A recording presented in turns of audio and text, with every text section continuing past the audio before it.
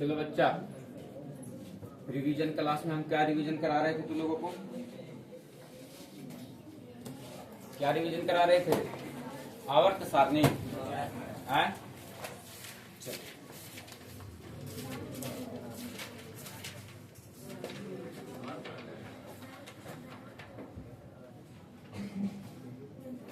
Question भी दिए थे बनाने के लिए। दीर्घ का दिए होंगे कि क्या दिए थे? एक से 6 तक दिए थे। चलो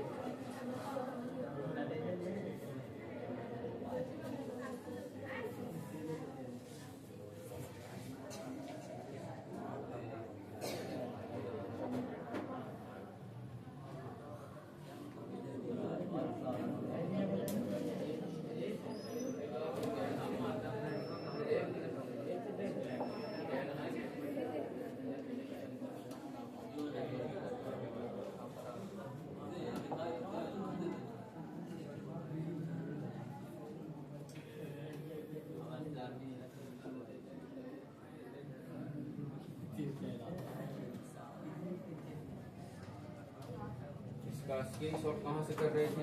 यहाँ से।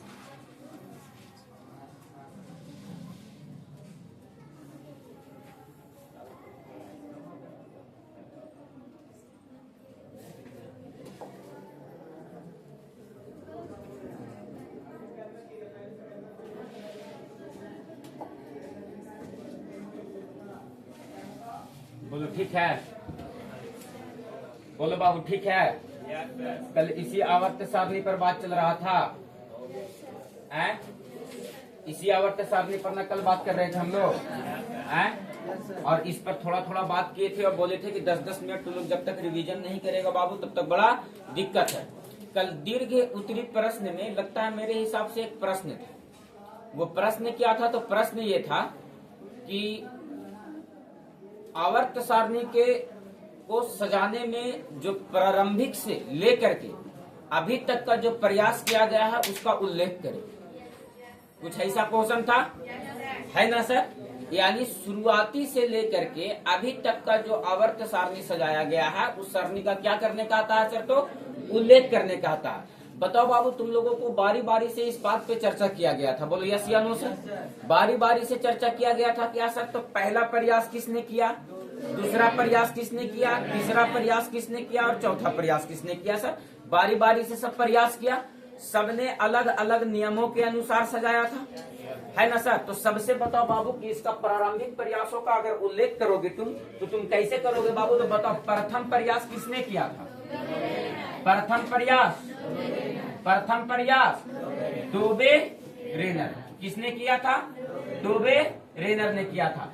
किस आधार पे सजाया था तत्वों को? तो बढ़ते परमाणु द्रव्यमान के अनुसार सजाया और कहा था कि हम 3-3 तत्वों का समूह बनाएंगे। कितने तत्वों का समूह बनाएंगे? 3-3 तत्वों का समूह बनाएंगे और 3-3 तत्वों का समूह बना करके और उसको हम आवर्त सारणी में सजाएंगे तो उसका गुणधर्म कुछ यूं होगा कि पहले और अंतिम तत्व यानी पहला तत्व और तीसरे तत्व का औसत भार बीच वाले तत्व के औसत भार के बराबर होगा। क्या उन्होंने ऐसा कहा था सर? बोलो, क्या उन्होंने ऐसा कहा था सर कि सर प्रथम और अंतिम तत्व का जो औसत भार होगा, प्रथम तथा अंतिम तत्व का जो औसत भार होगा वो बीच वाले तत्व के औसत भार के बराबर होगा। ये त्रिक का नियम किसने दिया था सर? तो डोबेरेनर ने। लिखना आपको है, केवल हिंट करेंगे हम। बोलो, बात क्लियर है सर? आ जाओ। प्रथम प्रयास किसने किया था?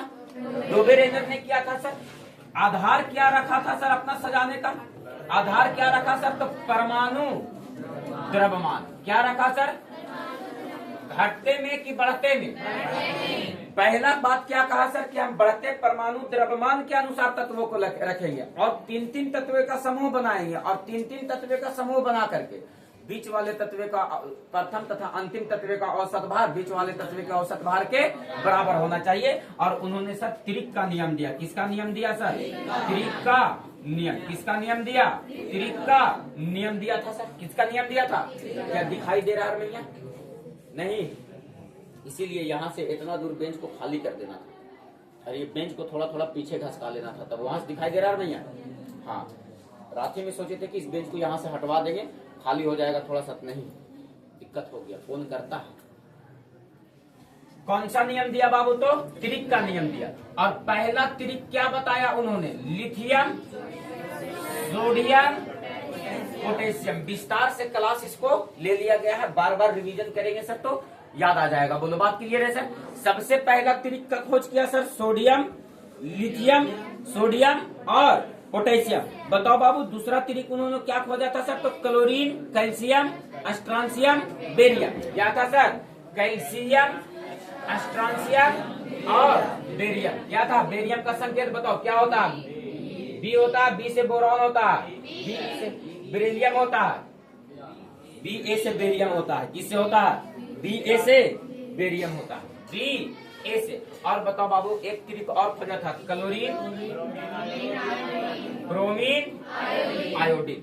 इन्होंने सर ये 3 त्रिक को खोजा था सर और कहा था कि पहले तत्व का और अंतिम तत्व का औसत भार बीच वाले तत्व के औसत भार के बराबर रहेगा। बोलो यस या नो सर? बोलो, क्लियर है सर? तो पहला प्रयास किसने किया? कौन सा नियम? पहला त्रिक। आपसे क्वेश्चन पता है कैसे पूछता है एग्जाम में? निम्नलिखित में से कौन डोबेरेनर के त्रिक का नियम है? और एक एकरा में से लिख ले रहेगा और तुमको लुढ़ियाने के चलते और 3 को वैसा ही समूह बना देगा और कहेगा कि निम्नलिखित में से कौन त्रिक है। पहचान लेंगे सर? ये 3 को में से कोई एगो रहेगा। बोलो, पहचान लेंगे सर? बताओ, क्लियर है सर? पहला प्रयास डन हुआ। दूसरा प्रयास किसने किया था सर? और उन्होंने कौन सा नियम दिया था? दूसरा प्रयास किसने किया था और उन्होंने कौन सा नियम दिया था? अष्टक का नियम। किसका नियम दिया था? किसका नियम दिया था? अष्टक का नियम। किसका नियम दिया था? अष्टक का नियम। बताओ बाबू, दूसरा प्रयास में जब आएंगे तो दूसरा प्रयास को किसने किया? दूसरा प्रयास न्यूलैंड्स। दूसरा प्रयास न्यूलैंड्स ने किया। न्यूलैंड्स। दूसरा प्रयास न्यूलैंड्स। ये भी किस आधार पे सजाया अपने तत्वों को? बढ़ते परमाणु। यानी इसका भी जो आधार था सजाने का, वो आधार क्या था सर? तो बढ़ता परमाणु द्रव्यमान था सर।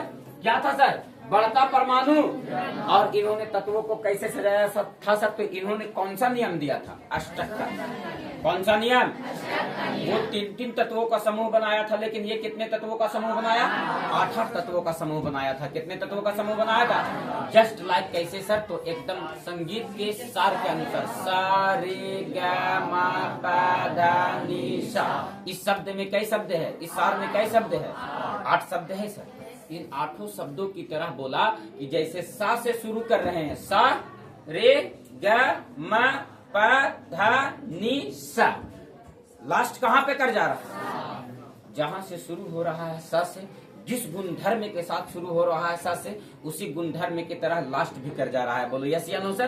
तो जैसे पहले तत्व का गुणधर्म और 8वें तत्व का गुणधर्म समान हुआ सर, उन्होंने कहा कि हम 8 तत्व का समूह बनाएंगे इस प्रकार कि पहले तत्व का गुणधर्म और 8वें तत्व का गुणधर्म क्या रहेगा सर, तो समान रहेगा। बोलो बात क्लियर है सर। इन सब चीजों पे हम बात कर दिए थे, केवल हम एक मरतबा फिर से तुम लोग को हम प्रैक्टिस कराते चल रहे हैं ताकि तुम लोगों को आसानी के साथ याद रहे। बोलो डन है सर। आ जाओ, हम क्या कह रहे हैं सर कि इन्होंने नियम जो दिया वो कौन सा नियम दिया, अष्टक का नियम। कौन सा नियम, अष्टक का नियम। अष्टक का नियम कौन सा नियम दे दिया, अष्टक का नियम। और बताओ बाबू कि इसका सजाने का एक और आधार देखा जाए तो क्या रहा था सर, तो संगीत के सार रहा था सर। क्या रहा था सर, कैसे सर, तो संगीत के सार पे सजाया था। किसके सार पे सजाया था, संगीत के सार जिस तरह से है बाबू। बोलो यस या नो सर। बोलो बात क्लियर है सर। लेकिन जिस समय ये दूसरा प्रयास किया जा रहा था उस समय ज्ञात तत्वों की संख्या कितना थी, 56। इस समय ज्ञात तत्वों की संख्या कितना थी, इस समय ज्ञात तत्वों की संख्या कितना थी। भले ही जब न्यूलैंड्स ने सजाने लगा, ये मोस्टली सजाने लगा सर, उस समय ज्ञात तत्वों की संख्या बढ़ करके कुछ और हो गया था। लेकिन ये जो अष्टक का नियम था ये कहाँ तक ही सीमित रह गया था, कैल्शियम तक। कहाँ तक सीमित रह गया था, यानी सर ये जो तत्व को सजाने का कोशिश किया न्यूलैंड्स, ये न्यूलैंड्स कहाँ तक तत्व को सजा पाया, कहाँ तक सर। तो यह जो नियम था, ये जो अष्टक का नियम था बाबू, ये अष्टक का नियम कहाँ तक सीमित रह गया, अष्टक का नियम कहाँ तक सीमित रह गया, कहाँ तक सीमित रह गया। ये जो अष्टक का नियम था ये कहाँ तक सीमित रह गया सर, तो कैल्शियम तक ही सीमित रह गया। कहाँ तक सीमित रह गया, कैल्शियम तक। बोलो यस या नो सर। बोलो बात क्लियर है सर। बोलो बात क्लियर है सर। और बताओ बाबू तीसरा प्रयास किसने किया, मेंडलीफ ने किया। किसने किया सर, मेंडलीफ ने किया। मेंडलीफ बड़ा जबरदस्त आदमी था। जबरदस्त आदमी कैसे था, ऐसे सोचिए। तीसरा प्रयास जो किया गया वो किसके तहत किया गया सर, तो मेंडलीफ के अनुसार। इसका नाम पूरा है दामित्री मेंडलीफ। क्या नाम है सर, तो बताओ बाबू कि ये जब मेंडलीफ अपने आवर्त सारणी को सजाने का प्रयास किया तो ये भी बोला कि हम भी तत्वों को जो सजाएंगे वो बढ़ते परमाणु द्रव्यमान के अनुसार सजाएंगे, बढ़ते परमाणु द्रव्यमान के अनुसार सजाएंगे। लेकिन हम किसी अष्टक का नियम, किसी त्रिक के नियम के अनुसार नहीं सजाएंगे। बोला उन्होंने कि हम तत्व का भौतिक और रासायनिक गुण की व्याख्या जो करेंगे वो बढ़ते परमाणु द्रव्यमान के अनुसार करेंगे। हालांकि अभी आधुनिक आवर्त सारणी को हम लोग बहुत अच्छे तरीके से पढ़ लिए हैं सर। किताब में जितना बात दिया गया था उससे ज्यादा पढ़े हैं। बोलो यस या नो सर, उससे कहीं ज्यादा पढ़े हैं। मैटर ये था कि जो आधुनिक आवर्त सारणी को सजाया गया है उस आधुनिक आवर्त सारणी पर केयर करोगे बाबू तो तुमको लगेगा कि सर इसमें जो तत्वों का गुणधर्म जो डिफाइन किया गया है, इसमें जो तत्वों का गुणधर्म का व्याख्या जो किया गया है वो बढ़ते परमाणु संख्या के अनुसार किया गया। क्योंकि तुम इलेक्ट्रॉनिक कॉन्फ़िगरेशन जो करते हो वो परमाणु द्रव्यमान का नहीं करते हो, किसका करते हो, परमाणु। अब परमाणु संख्या के अनुसार जब आप करते हैं इलेक्ट्रॉनिक कॉन्फ़िगरेशन तो पता चलता है कि जिसके बाद सेल में 1, 2, 3 इलेक्ट्रॉन है उसको धातु कह देते हैं सर। देखो कितना आसानी के साथ वर्गीकृत कर रहे हैं ना।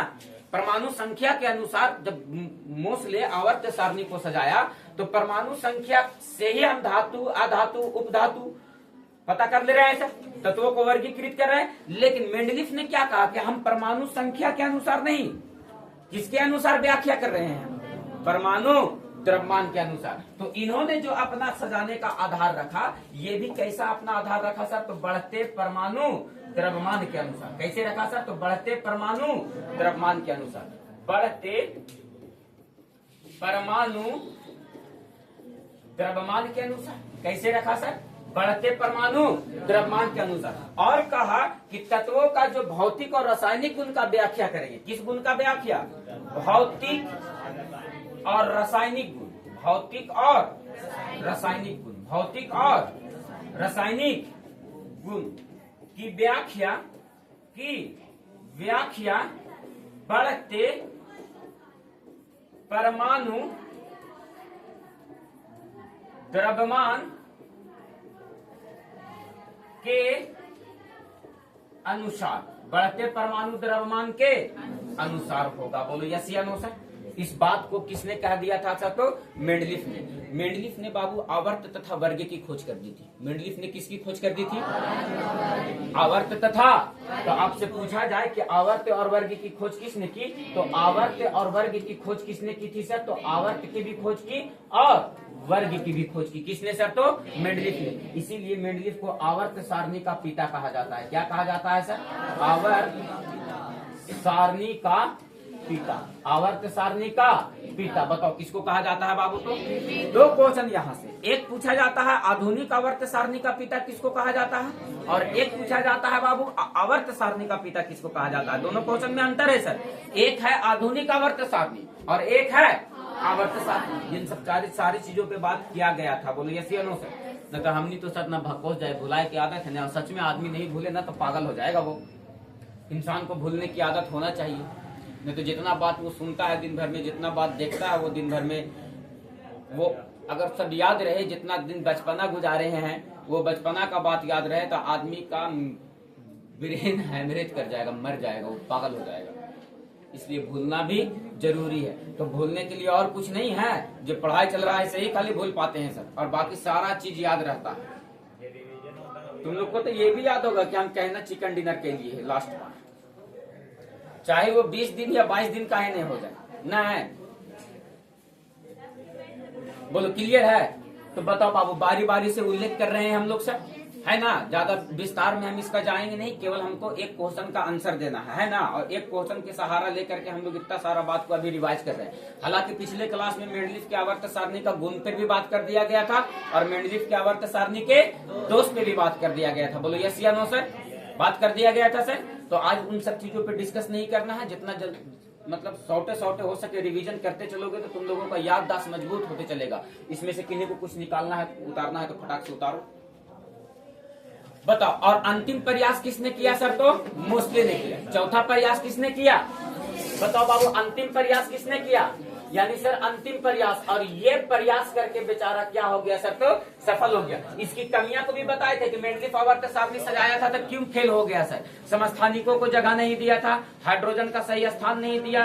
अरे बोलो, कम परमाणु द्रव्यमान वाले तत्व को अधिक परमाणु द्रव्यमान वाले तत्व से पहले रख दिया। जैसे देखो कोबाल्ट को, निकेल को कोबाल्ट से पहले रख दिया। अरे बोलो मैया, है ना। दो तत्व को एक ही स्थान पे रख दिया सर, असंगत समूह था सर उसका। अरे बोलो, अकीरिय गैसों के लिए सर बाद में खोजी गई अकीरिय गैस, उसके लिए कोई स्थान नहीं छोड़ा था। ये सब था सर, उसकी कमियां थी सर। हाँ, और उसके बाद फिर क्या किया सर? तो उसके गुण पर भी हम लोग बात किए थे सर कि इसका गुण क्या क्या था। चलो नहीं उतारना है, डन है सर? चलो आ जाओ, ध्यान देना, अगले दिन पूछेंगे तो एकदम भयानक तरीके से देंगे हम जमा के। क्लियर है बाबू? आ जाओ। हम लोग यहाँ से सजाते सजाते अंतिम प्रयास पे आए, और अंतिम प्रयास क्या कहा बाबू? तो अंतिम प्रयास ये कहा कि हम बना देंगे आवर्त सारणी।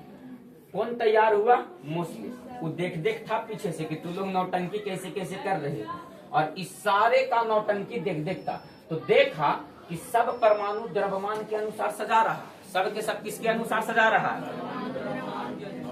तो आई सर, हम अन्यू गड़ी रहते थे, इतना दिमाग तो हम अन्यू लगा सकते थे। हाँ बाबू, नहीं, लेकिन जिस समय न्यूलैंड सजा रहा होगा उस समय इसका होश हवास तो होगा। और ओकर बाद जब ये इतना बड़ा काम करने जा रहा था तो पीछे पूरा का पूरा सभी का आवर्त सारणी का ये अध्ययन किया होगा, उस पर विचार रखा होगा, उस पर सोचा होगा, तब उसके दिमाग में कुछ ख्याल आया होगा कि हम ऐसे भी कर सकते हैं। किसी चीज पे आप जब तक सोचिएगा नहीं ना और कहिएगा कि हम उसको फर्स्ट टाइम करके और सफल हो जाएं, तो मेरे हिसाब से लगता है कि वो पॉसिबल नहीं है। किसी चीज को करने के लिए सबसे पहली बात तुम्हारे पास अनुभव होना चाहिए। अगर आपके पास अनुभव नहीं है तो ये जरूरी नहीं है कि जिस काम को कर रहे हैं वो काम में सफल हो जाए, और नहीं तो फिर वही सिकंदर महान का कहानी को दोहरा देना है कि वो एक मतलब कोई किला जीतने का प्लान सेट किया। मतलब समझ रहे हो ना, किसी एक राजा का किला था, बोला कि हम इस किले को जीतेंगे। अपने सैनिकों से बोला तो इतना बड़ा धोखा किया वो अपने सैनिक के साथ। क्या कहा कि जिस किला को अभी हम लोग फतह करने जाएंगे, जीतने जाएंगे, उस किला में मात्र 500 सैनिक है और तुम लोग है 1000। सैनिक भी तैयार हो गया कि मात्र 500 सैनिक और हम लोग 1000, वो भी सिकंदर महान का सैनिक, जंग तो जीत ही जाएंगे। जब वहां गया तो वो जो किला था, वो जैसे होता है ना बगल बगल से पानी, बाहुबली में देखे हो, तो वो छोटा था, पतला था ना, बहुत बड़े पानी से बात जाकर के और उस किला था। तो गया, वहां गया अपने सैनिकों के साथ, पूरा नावों से, पूरा तामझाम से, और जाने के बाद वहां बोला कि जितने नाव से हम लोग आए हैं उस नाव को पहले, सबसे पहले जला दो। नाव को क्या कर दिया गया? जला दिया गया। नाव को क्या कर दिया गया? जला दिया गया। और सैनिकों को बोला गया कि यहाँ सैनिक 500 नहीं 5000 है।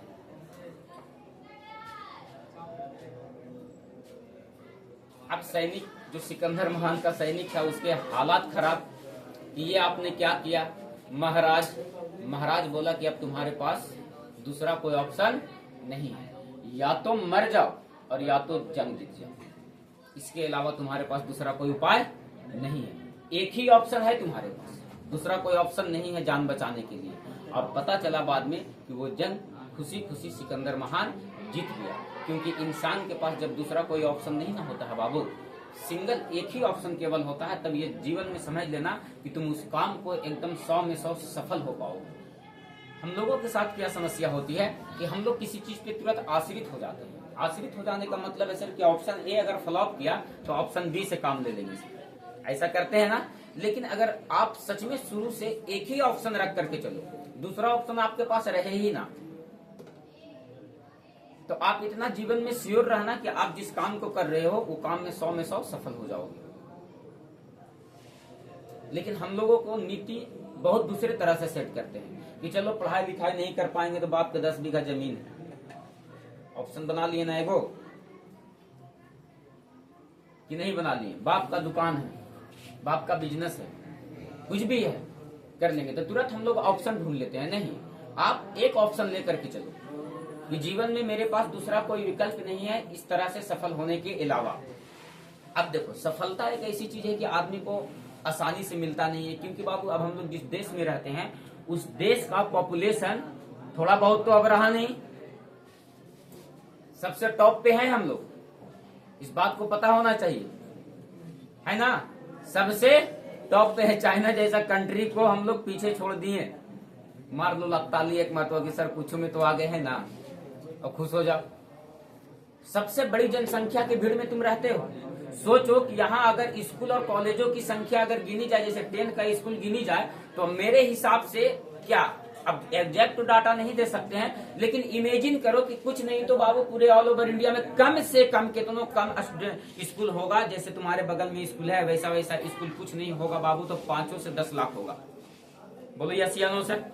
अब अगर प्रत्येक स्कूल से एक टॉपर भी निकलता है तो 10 लाख टॉपर निकलेगा सर, एकदम फर्स्ट रैंकर बच्चे की बात कर रहे हैं।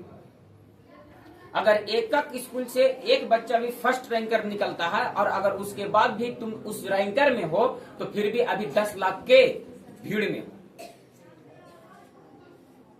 बात समझ में आ रहा है। अगर 10 लाख स्कूल है उसमें से एक बच्चा भी अगर टॉप रैंकर निकलता है, अगर एकदम सबसे शीर्ष पे आता है वो बच्चा, अगर उसमें से भी तुम एक हो तो फिर भी तुम अभी भी कितने के भीड़ में हो। सरकार अगर चुन चुन के कहेगी कि फर्स्ट रैंकर वाले को नौकरी भी देंगे तो क्या 10 लाख को दे देगी? वहां भी तुमको कंपीट करना पड़ जाएगा, वहां भी तुमको मेहनत और संघर्ष करना पड़ जाएगा उस 10 लाख के भीड़ से बाहर निकलने के लिए। बोलो यस या नो सर। क्या हम सही सोचवा पा रहे हैं आप लोगों को? सोचो, इमेजिन करो कि हम लोग किस देश के पॉपुलेशन कितने भीड़ में है और कहां कंपीट करने जा रहे हैं। इस बात को सोचो थोड़ा सा और गंभीरता से लो, इमेजिन करो कि क्या हालात है सर। तो तुम मेहनत नहीं करोगे तो 10 लाख के क्या करोड़ों के भीड़ से बाहर रहोगे, एकदम निचला पायदान पे। कहा कि देश चला गया है शीर्ष पे, तो तुम चले आओगे नीचे, मेहनत नहीं करोगे। तो इस बात को सोचो कि अगर फर्स्ट रैंकर भी बनते हैं सर तो 10 से 12 लाख के भीड़ में रहेंगे हम लोग। और उस 10 से 12 लाख के भीड़ में से निकलने के लिए जैसे जिस क्षेत्र से हम लोग आते हैं उस क्षेत्र से तो बहुत मुश्किल है सर। उधर बोलो तो जी थोड़ा सा हल्ला कम करवाओ, जाकर बोलो कि उधर हल्ला हो रहा है।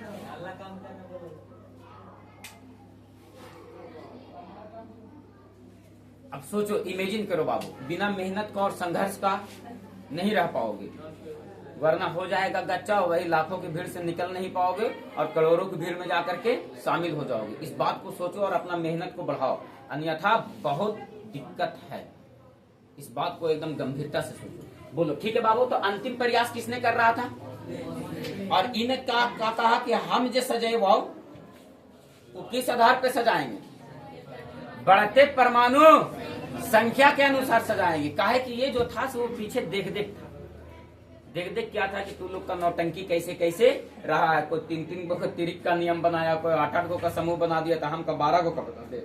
नहीं, ये एक सटीक और सही दिमाग लगाया और बोला कि हम जो तत्व का व्याख्या करेंगे उसका जो भौतिक और रासायनिक गुण जो होगा वो बढ़ते परमाणु द्रव्यमान नहीं बल्कि बढ़ते परमाणु संख्या के अनुसार करेंगे। किसके अनुसार करेंगे सर?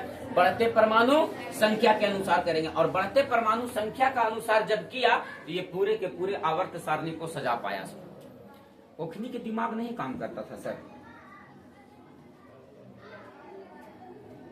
कि एक मर्तबा ट्राई ले ले बढ़ते परमाणु संख्या के अनुसार सजा करके। तो जेकरा जितना बुद्धि रहेगा उतना ही ना होगा, जितना जितना बुद्धि रहेगा उतना ही ना होगा। बोले ना, कल ही ना चर्चा कर रहे थे हम लोग कि हर दिन एगो नया वैज्ञानिक तैयार है कि वो सब सोच लेगा तो अगला क्या सोचेगा? हाँ, लाइटवा चालू ना। इतना सुबह सुबह कौन आता है मालिक? देखिए क्लास किधर खाली है।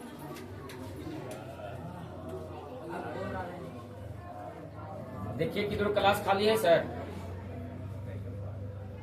बोलो डन है बाबू। तो बताओ अगला प्रयास किसने किया सर? तो किसने किया सर? तो और किस आधार पे सजाया सर? तो बढ़ते परमाणु। किस आधार पे सजाया? बढ़ते परमाणु।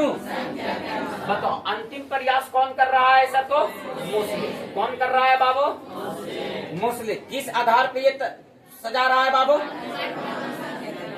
बढ़ते परमाणु संख्या के अनुसार। और क्या बोला बाबू कि हम तत्व का या तो भौतिक गुण हो, कौन सा गुण हो, या तो रासायनिक गुण, या तो रासायनिक गुण हो। ये दोनों का दोनों गुण जो है वो किन बातों पर निर्भर करेगा सर? तो बढ़ते परमाणु संख्या के अनुसार। साथ साथ इन्होंने क्या किया कि मोस्ले आवर्त और वर्ग की तो खोज कर दी थी। और मोस्ले को आवर्त और वर्ग की खोज करने के बाद इसको एक सहारा मिला हुआ था कि आवर्त और वर्ग की खोज नहीं करना है। लेकिन इन्होंने क्या किया कि तत्व को 4 ब्लॉक में बांट दिया। कितने ब्लॉक में बांट दिया सर? एक को बोला एस, दूसरे को बोला पी, तीसरे को बोला डी और चौथे को बोला। ये सारी बातों पे हम विस्तार से क्लास में बात कर दी है सर। हम केवल एक झलक दिखलाते चल रहे हैं आप लोगों को। बोलो बात क्लियर है सर? तो बताओ क्या में आवर्त और वर्ग की खोज तो पहले ही हो गई थी। मुस्ले आया और क्या किया बाबू? तो आवर्त सारणी को ब्लॉक में बांट दिया। क्या में बांट दिया सर? बोला एक रहेगा एस ब्लॉक, दूसरा रहेगा पी ब्लॉक, तीसरा रहेगा डी ब्लॉक और चौथा रहेगा ए ब्लॉक। पढ़ रहे थे ना एस पी डी एफ कल उपकक्षा। एस पी डी विदेश से थोड़ा आया था। बोलो बात क्लियर है सर? विदेश से नहीं आया था, मैटर यही का था सर। तो इन्होंने ब्लॉक में बांट दिया बाबू, इसीलिए इन्होंने अपने आवर्त सारणी को पूरा सफलता अनुसार सजा पाया, जिस वजह से इसको हम लोग आधुनिक आवर्त सारणी का क्या कहते हैं सर? तो पिता कहते हैं। क्या कहते हैं सर? मोस्ले को आधुनिक आवर्त सारणी का पिता। आधुनिक क्या बाबू? आधुनिक आवर्त सारणी का पिता कहते हैं। किसको बाबू? तो मोस्ले को। बोलो यस या नो सर? बोलो मैटर क्लियर हुआ सर? तो बताओ अब जो क्वेश्चन आपको दिया गया था कि आवर्त सारणी के प्रयासों का उल्लेख करें, या बारी बारी से तुम उल्लेख कर पाओगे? सबसे पहले लिखेंगे प्रथम प्रयास डोबेरेनर ने किया और उन्होंने अपने तत्वों को त्रिक के नियम के अनुसार सजाया और कहा कि पहला तथा अंतिम तत्व का औसत भार बीच वाले तत्व का औसत भार के बराबर होता है, एक जैसे लिथियम, सोडियम और पोटेशियम। दूसरा प्रयास में आएंगे बाबू, लिखेंगे दूसरा प्रयास न्यूलैंड्स ने किया और उन्होंने अष्टक का नियम दिया और उन्होंने कहा हम अब तत्वों को संगीत के सार के अनुसार यानी 8 तत्वों का समूह बना करके और सजाएंगे और पहला तत्व और 8वें तत्व का गुणधर्म में क्या होगा सर? तो एक समान होगा। तीसरा प्रयास में फिर लिखेंगे बाबू उसी के नीचे तीसरा प्रयास। तीसरा प्रयास में लिखेंगे बाबू कि तीसरा प्रयास किसने किया सर? तो मेंडलीफ ने किया और अपने तत्वों को बढ़ते परमाणु द्रव्यमान के अनुसार सजाया और कहा कि भौतिक और रासायनिक गुण की व्याख्या तत्वों के बढ़ते परमाणु द्रव्यमान के अनुसार होगा। और लिखेंगे बाबू आधुनिक प्रयास यानी आधुनिक आवर्त सारणी को मोस्ले ने सजाया बढ़ते परमाणु संख्या के अनुसार, बढ़ते परमाणु, और कहा कि तत्वों का भौतिक और रासायनिक गुण की व्याख्या बढ़ते परमाणु संख्या के अनुसार होगा। बोलो ये क्वेश्चन का आंसर लिखा जाएगा। लिखेंगे क्वेश्चन क्या कहता है बाबू कि आवर्त सारणी के प्रयासों का उल्लेख करे या वर्णन करे। बोलो लिखा जाएगा सर। दीर्घ उत्तरी प्रश्न का ये प्रश्न था। बोलो डन है कि इस पर कोई शक संदेह है? अगले दिन सब बच्चा से लिखा करके आएगा, लिखा जाएगा। क्या लिखना है, क्या लिखना है? आवर्त सारणी के प्रयासों का उल्लेख करे। कैसे कैसे हुआ है सर बताओ, बारी बारी से लिखा जाएगा सर। बोलो कौन दिक्कत है सर? किसी तरह का किन्हीं बच्चा से कोई दिक्कत है? कितना मजा आवे थे पंखों में बैठे, आवे थे ना मजा? हमको कितना गर्मी लग रहा है। लो सत्यम लगाओ यार, ना हो पाते, बहुत गर्मी लग रहा है। ये बरसात वाला गर्मी है ना, तो बहुत दिक्कत है। मिस को बोलो कि बहुत आपको पंखा मिल गया, आप थोड़ा सा सर को दे दीजिए।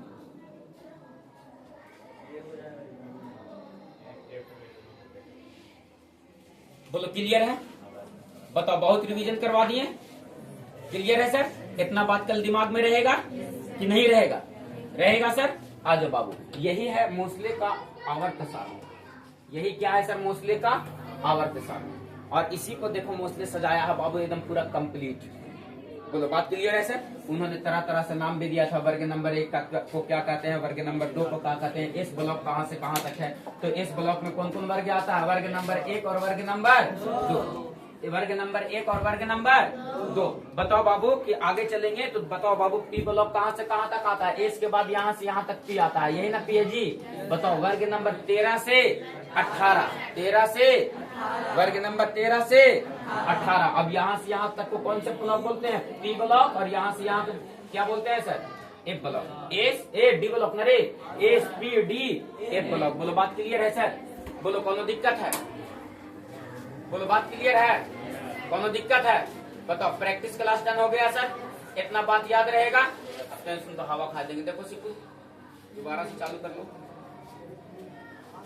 बोलो डन है? तो इतना बात कल क्लियर कर लेना, ठीक है? बाकी हम अगले दिन अगला यहाँ से हम शुरू करेंगे।